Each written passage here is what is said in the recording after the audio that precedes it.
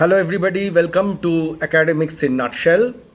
Today we will discuss few more trivial questions, the answers you don't find in textbooks. My child is 1 year and he has only one tooth, a cause of great concern to all family members and neighbors also. We have to remember that the incisors erupt at 8 to 13 months and there may be minor variation also. Among the rare causes, one is impacted tooth.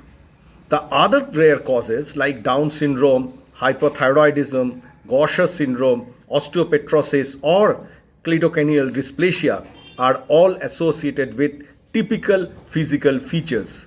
So we might need to reassure the parents.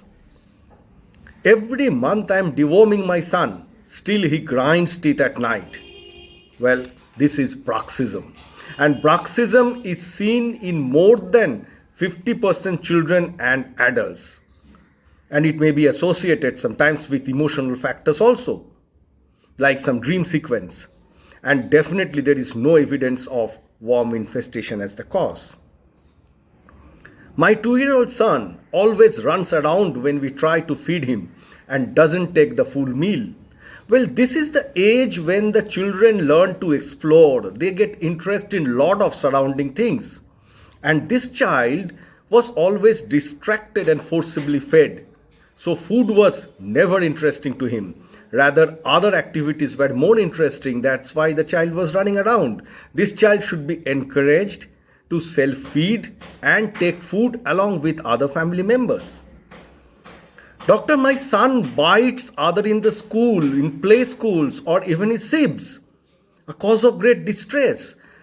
Well, this is a very typical situation when the child tries to explore the cause and effect of biting. What happens when I bite? This is an exploration. Otherwise, it may be just to satisfy the need for an oral motor stimulation. Sometimes it's an imitation of other children, even adults. Often they feel strong and in control in school when they bite others. Sometimes it's an attention-seeking behavior also.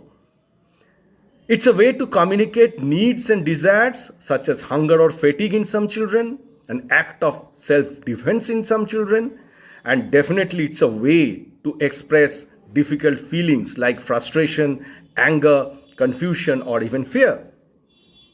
In infants, this is typically to relieve the pain from teething.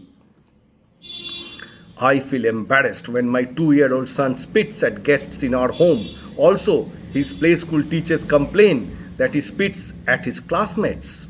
Well, this is again a good way to seek attention for the toddlers.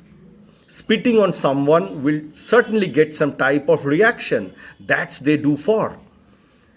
And preschoolers, they tend to spit out of anger most of the time. And when they aren't able to verbalize their feelings or frustration, they spit to show how upset they feel. So it's a way of communication that we have to deal very carefully.